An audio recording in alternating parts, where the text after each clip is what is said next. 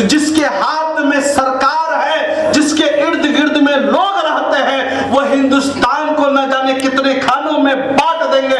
कभी जबान के नाम पे लोगों को बांटा जाएगा, कभी धर्म के नाम पे लोगों को बांटा जाएगा, कभी कपड़े के नाम पे लोगों को बांटा जाएगा, कभी खाने के नाम पे लोगों को बांटा जाएगा। शायद वो भूल चुके हैं कि हमारे देश में जो लोग रहते हैं वो शहीद अशफाकुल्लाह खान के मानने वाले लोग रहते हैं, भगत सिंह के मानने वाले लोग रहते हैं, चंद्रशेखर आजाद के मानने वाले लोग रहते हैं, चंद्र बोस के मानने वाले लोग रहते हैं, मौलाना अबुल कलाम आजाद के मानने वाले लोग रहते हैं, हसन रोहानी के मानने वाले लोग रहते हैं, एपीजे अब्दुल कलाम के मानने वाले लोग रहते हैं। इस देश को बनाया था, इस देश को जोड़ा था। इन तमाम फ्रीडम फाइटर की, तमाम स्वतंत्रता सेनानी का एक मैसेज था, देश को आजाद करना है, जमहूरियत के साथ आजाद करना है, सेक्युलरिज्म के साथ आजाद करना। न गांधी जी चाहते थे ये मुल्क हिंदू राष्ट्र बने, न मौलाना अबुल कलाम आजाद चाहते थे ये मुल्क ममलकत इस्लामिया बने, न भगत सिंह जी चाहते थे ये नानक का देश बने। ये देश क्या बने? जहां पर सबका इज्जत हो, जहां सबका पैमाना हो, जहां सबको बोलने की आजादी हो, खाने की आजादी हो, पहनने की आजादी हो, और अपने मुताबिक जीने की आजादी हो, अपने मुताबिक तालीम हासिल करने की आजादी हो, अपने मुताबिक अपने मजहब में मानने की आजादी हो।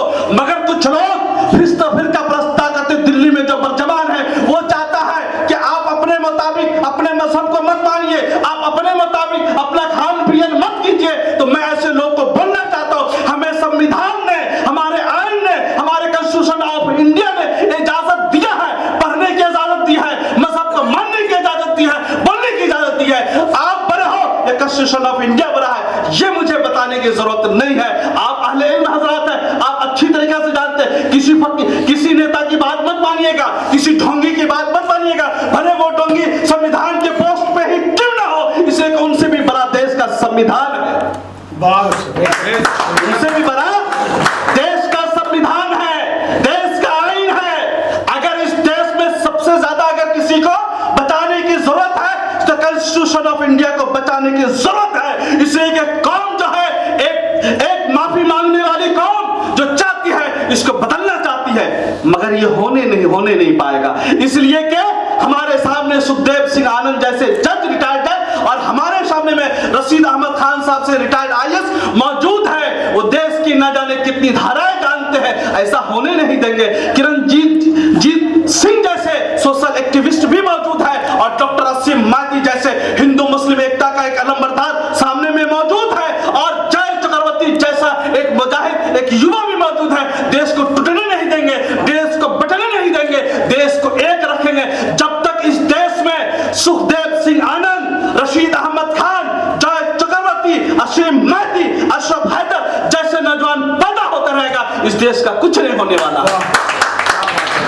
इस देश का कुछ नहीं होने वाला है। मैं बोलना चाहता हूं, मैं बताना चाहता हूं, गौर और फिक्र कीजिएगा।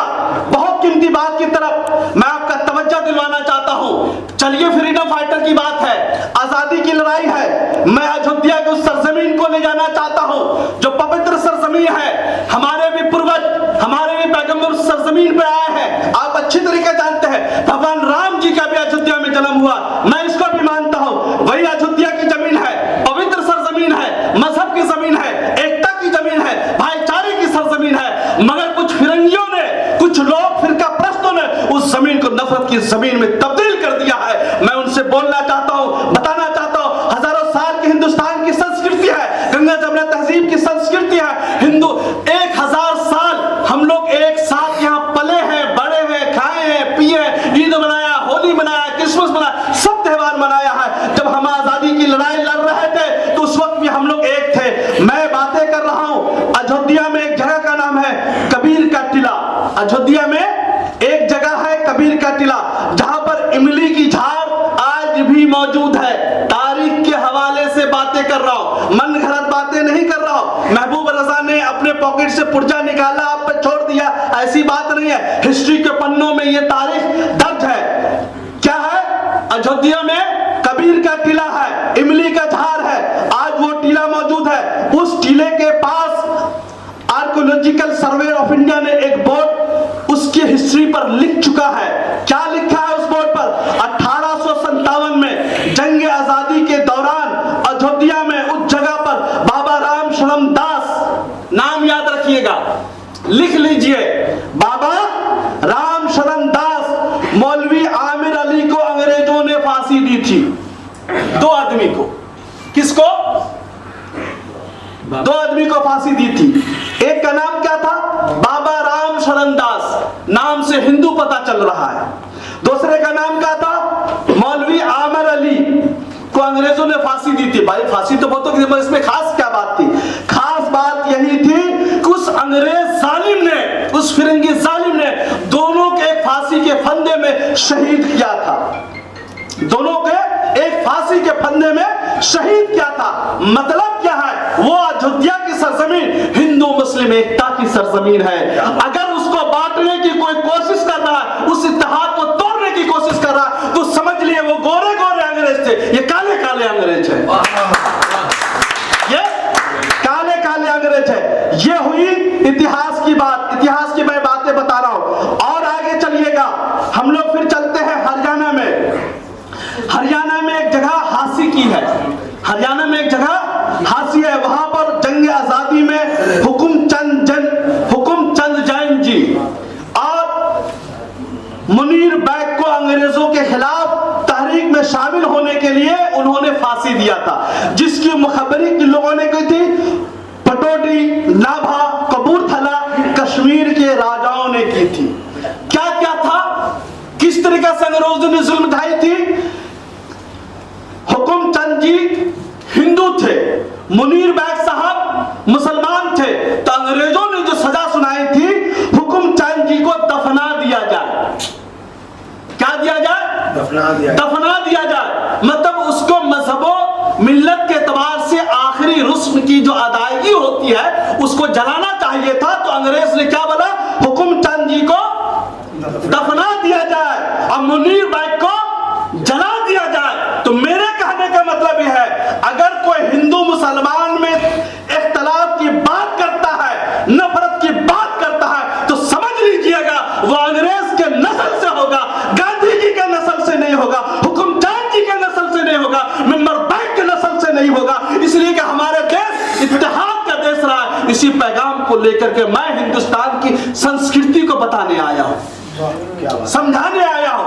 ये तारीख के पन्नों में दर्ज है। ये महबूब रजा ने अपनी बात लिख करके आपके सामने में पेश नहीं कर रहे। मैं तारीख के पन्ने की बात और आंख को उलट करके आपके सामने में पेश कर रहा हूं, ताकि जहन साजी हो जाए। कोई मजहब के नाम पर वर्गलाने की कोशिश करता है, जात के नाम पर वर्गलाने की कोशिश करता है कि आप ब्राह्मण समाज से आते हैं, आप राजपूत समाज से आते हैं, आप सिख समाज से आते हैं, आप दलित समाज से आते हैं, आप मुसलमान समाज से आते हैं, तो आप इनको वोट दे दीजिए, उनको वोट दीजिए। ऐसे लोग से होशियार रहना है। इसलिए कि इस देश में, जमहूरियत में जो सबसे बड़ी ताकत है, वोट की ताकत है। आज मैं वोट की बातें कर रहा हूं, वोट की बातें करने का दिन नहीं है, मगर क्यों कर रहा हूं? इसलिए कि जो देश आजाद हुआ था, जमहूरियत नहीं थी, इसके खिलाफ ही हम लोगों ने देश को आजाद दिया, आजादी दिलवाई। क्यों दिलवाई थी भाई? अपने आजादी के मुताबिक, अपने मन के मुताबिक अपने लीडर को चुन सके, अपने नेता को चुन सके। तो वोट दीजिएगा तब ना चुनिएगा। अगर वोट देंगे तब ना मतलब स्वतंत्र सेनानी की आजादी मनाएंगे, देश के इत्तेहाद को मनाएंगे, देश के इत्तेफाक को मनाएंगे। तो वोट भी सोच समझ के देना। हम आगे बढ़ते हैं। जब गांधी जी चंपारण की सरजमीन में सत्याग्रह शुरू करते हैं, तारीख के पन्नों में दर्ज है। सत्याग्रह, अंग्रेजों की फरेबकारी, अंग्रेजों की जुल्म सितम से कौन वाकिफ नहीं है? धोखा देने में एक नंबर पोजीशन में आज भी देते हैं, आज भी साजिश रचने में अंग्रेज एक नंबर पोजीशन में। तो कहने का मतलब है, जब गांधी जी चंपारण की सरजमीन में 1917 में मोतिहारी की सरजमीन में पहुंचते हैं, उनके खाने पीने का इंतजाम जो अंग्रेजों का खानसामा था, बुटुक मियां अंसारी साहब ने किया था। कि गांधी जी के खाने पीने का कौन इंतजाम करेंगे? बुटुक मियां अंसारी साहब।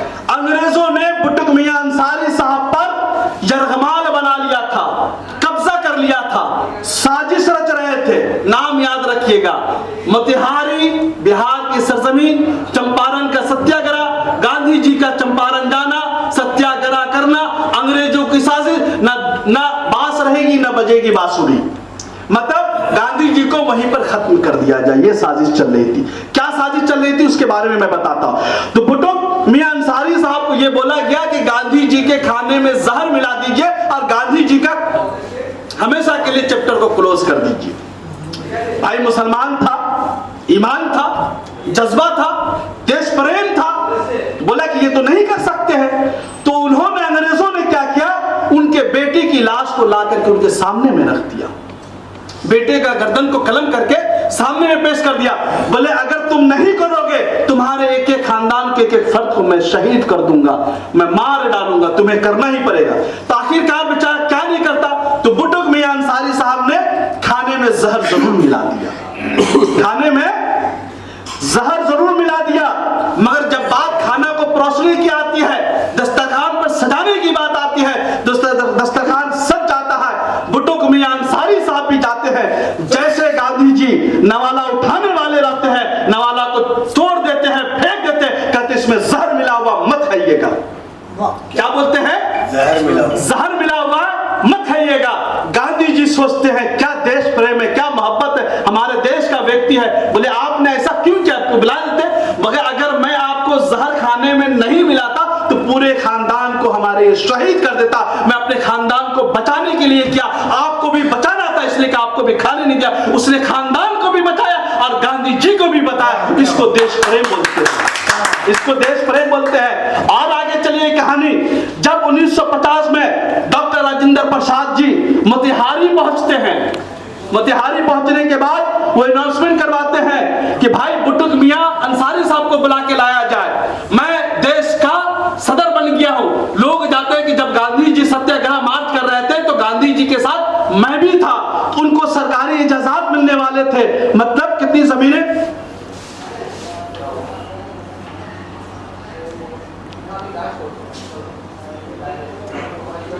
70 बीघा कितना, 70 बीघा, 50 एकड़ जमीन उनको तफवीज किया गया था। कितना, 50 एकड़ जमीन उनको तफवीज किया गया था कि भाई बुटुक बिहारी अंसारी साहब का बहुत बड़ी खिदमत है, इनको 50 एकड़ जमीन इनके हिस्से में दी जाएगी। मगर हमारे हिंदुस्तान में आप जानते हैं कि किस किस्म का मामला होता है। बदकिस्मती से जमीन की तफवीज करते करते 1950 से 1957 57 7 साल का अरसा लग जाता है। इसी सूरत हाल में और मोहतरम फ्रीडम फाइटर जनाब बुटुक बिहारी साहब का इंतकाल हो जाता है। तो केस इसी तरीका से रहता है। तो मेरे कहने का मतलब है कि ये देश की आजादी की बात है। आज मैं पूछना चाहता हूं, तुम राष्ट्रवाद की बात करते, तुम भाईचारा, तुम जो है नेशनलिस्ट की बात करते, कौन से नेशनलिस्ट की बात करते हो भाई? सावरकर जी, मैं जी भी नहीं, सावरकर वीर बोलते, मैं वीर नहीं मानता भाई। अंग्रेज से माफी मांगने वाले को वीर बोलेंगे? आप सच बताइए जी। 100 लोग बैठे हुए हैं जो अंग्रेज से माफी मांगे, मैं जिंदगी में कभी भी अंग्रेज के खिलाफ साजिश नहीं रचूंगा, लिहाजा मुझे आजाद कर दिया जाए। वहीं पर हसरत मोहानी थे, वहीं पर मौलाना आजाद थे, वहीं पर पंडित जवाहरलाल नेहरू थे, वहीं पर शहीद अशफाकुल्लाह खान थे, वहीं पर भगत सिंह थे। इन लोगों ने अगर अपने वादे को, अपने डायलॉग को अंग्रेज के जज के सामने, मजिस्ट्रेट के सामने बदल दिया होता तो किसी को फांसी पर, सूली पर चलने की जरूरत नहीं होती। क्या जज साहब मैं गलत बोल रहा हूं? बोलिए। अगर किसी ने पूछा जाता था कि आपसे भी इनकार कर दीजिए, भले आपने ये जुल्म किया है, आप इनकार कर दीजिए कि नहीं थे, किसी को शहीद नहीं किया जाता, किसी को फांसी पर लटकाया नहीं जाता। तो मैं बोलना चाहता हूं, एक तरफ ये लोग देश से झूठ नहीं बोल रहे हैं, बोले हाँ हमने ये गुनाह किया, तुम्हें जो सजा देना दे दो, और दूसरी तरफ ये माफी मांगने वाली कौम आरएसएस ये बोल रही है कि हमें राष्ट्रवाद का इल्म सिखाएगी, हमें राष्ट्रवाद का। मैं एक ही चीज बोलता हूं, अगर मुझे राष्ट्रवाद सीखना है तो भगत सिंह जी से सीखूंगा, शहीद अशफाकुल्लाह खान से सीखूंगा, महात्मा गांधी से सीखूंगा, मौलाना अबुल कलाम आजाद से सीखूंगा, चंद्र बोस से सीखूंगा, चंद्रशेखर आजाद से सीखूंगा, रामनाथ तिलक से सीखूंगा, फ्रीडम फाइटर से सीखूंगा। वीर सावरकर जैसे लोग, झूठा वीर के सीखने की जरूरत नहीं जो अंग्रेज से माफी मांगना हो। ये इनकी पैदाइश, आरएसएस की पैदाइश कब की आप लोग जानते हैं? 1925 ना, 1925 जी, 1925 नवंबर का जी, 1925 ना। आरएसएस की पैदाइश 1925 और हिंदुस्तान की आजादी की लड़ाई की शुरुआत 1754 सिराजुद्दौला। तारीख के हवाले से बात कर रहा हूं, तारीख के हवाले से सिराजुद्दौला, टीपू सुल्तान, हैदर अली, 1857 की लड़ाई बहादुर शाह जफर की क़यादत में 4.5 महीने तक दिल्ली पूरा हिंदुस्तान जलता रह गया। और उसमें सुनिएगा उनके वीर बहादुर शाह जफर के सपे सालार कौन थे? फिरोज बख्श साहब थे। और पता होनी चाहिए आज जामा मस्जिद जो तारीखी जामा मस्जिद है, उसी तारीखी जामा मस्जिद के जुमा के दिन मौलाना फजल हक खैराबादी शहीद फजल हक खैराबादी ने अंग्रेजों के खिलाफ फतवा दिया था कि अंग्रेजों के खिलाफ लड़ाई लड़ना जिहाद है, जिहाद है, जिहाद है। जिहाद का मतलब हो गया कि आप पर इस्लामी फरीजा आता है कि अंग्रेज के खिलाफ लड़ाई लड़ना ही पड़ेगी। तो उस वक्त के अंग्रेज मौर्ख चंद्रगुप्त जी लिखते हैं कि 50,000 से ज्यादा उलमाए कराम को शहीद किया गया था। और मेरठ हो, मुरादाबाद हो, लाहौर हो, कलकत्ता हो, जीटी ग्रांड ट्रंक रोड हो, तमाम पर उलमाए कराम की सर लटकी हुई थी। अंग्रेज मौर्ख ऐसा लिखता, इस तरीके से समझिए आग में भी जलाया गया था कि 8 बन जाया करता था, मगर शुगर जाया करता था। और 4.5 महीने की कंटिन्यू लड़ाई के बाद मुसलमानों को दिल्ली आने की जब इजाजत मिलती है, सबसे आखिर में बोला जाता है 25% गवर्नमेंट को मुआवजे के तौर पर दे दीजिए, तब आप दिल्ली में आ सकते हैं। और हिंदू समाज के लोगों को पहले बोला जाता, क्यों बोला गया था? इसलिए कि इसमें भी एक राजनीति थी, वहीं पर भेदभाव का शिकार फैलाना चाहते थे, हिंदू को अलग करना चाहते थे, मुसलमान को अलग करना चाहते थे, डिवाइड एंड रूल की सियासत थी। ऐसा नहीं कि हिंदू प्रेम था अंग्रेजों को, ये क्लियर कर लीजिएगा बात को। कोई मौलिक हो सकता है, कोई मुसलमान ही हो सकता है, फिर फितरा फैलाने के लिए हिंदू समाज के लोगों को पहले आने के लिए बोलते हैं, मुसलमान समाज को बाद में आने के लिए। तो इसमें मत जाइएगा। उनका मकसद क्या था? हिंदू को पहले बुला लो, मुसलमान को बाद में बुला लो। ये बुला के हिंदू मुसलमान में तफरका डालो, भेद फैलाओ। हिंदू को बोलो पाठशाला में जाओ, मुसलमान को बोलो मदरसे में जाओ, हिंदू को बोलो यूनिवर्सिटी में जाओ, मदरसे मुसलमान को बोलो जामिया में। ये डिवाइड एंड रूल की अगर कोई नेता आपको बांटने की कोशिश करता तो समझ लीजिए ये अंग्रेज की नस्ल से, गांधी जी की नस्ल से नहीं है।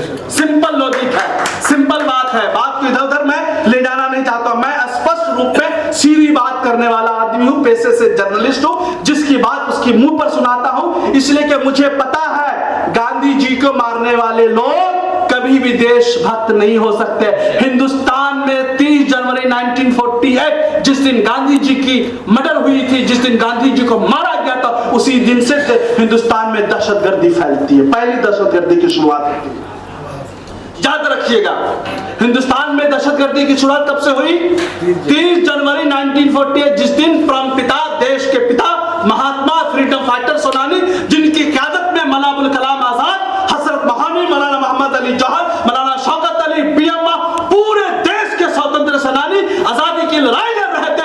ऐसे महात्मा पिता को, ऐसे फ्रीडम फाइटर को ये जालिम लोगों ने, कोर्ट वाले ने, आरएसएस वाले ने, हिंदू महासभा वाले ने कत्ल कर दिया था, मर्डर कर दिया था। इसलिए कि गांधी जी नहीं चाहते थे हिंदुस्तान में हिंदू मुसलमानों के दरमियान में राइट्स हो।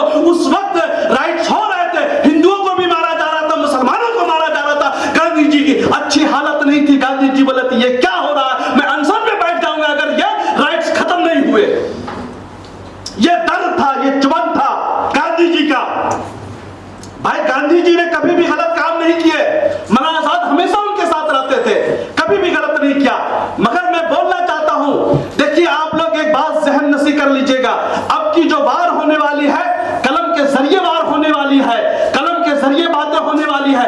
तमाम चैनलों को खरीद लिया गया, तमाम मीडिया को खरीद लिया गया, अपनी मन घड़त बातें कर रहे। मैं टीवी चैनल पे कल देख रहा था, भाई देश की आजादी की दिन था, 75वीं जश्न आजादी दी, डायमंड जुबली मनाया जा रहा। भाई आजादी के बारे में बात करते हैं, फ्रीडम फाइटर की कहानियां सुनाने, जवानों के अंदर, नौजवानों के अंदर, बूढ़ों के अंदर, बच्चों के अंदर देश प्रेम जाता है, भाईचारे का पैगाम जाता है। इस किस्म की स्टोरी सुनाते, मगर बस कुछ नहीं, इधर उधर की बातें कर रहे थे।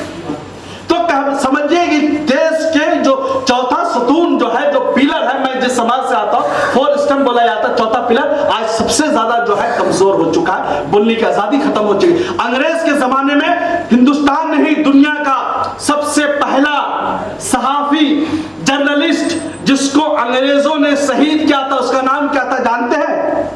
मौलाना बाकर साहब। उर्दू अखबार के एडिटर थे। दुनिया में पहला जर्नलिस्ट जिसको शहीद किया गया लिखने के जुर्म में, उनका नाम था मौलाना बाकर साहब। और वो दिल्ली से उर्दू अखबार निकालते थे। 18 1957 में स्वतंत्र सेनानी जब आजादी की लड़ाई के लिए आगे बढ़ रहे थे, उनके अंदर जोश और बलबला पैदा करते थे। मैं पूछना चाहता हूं, है तुम्हारे पास कोई नाम ऐसा? पेश कर दो, मैं तुम्हारे मान लेंगे तुम देशभक्त हो। एक नाम पेश नहीं कर सकते हो।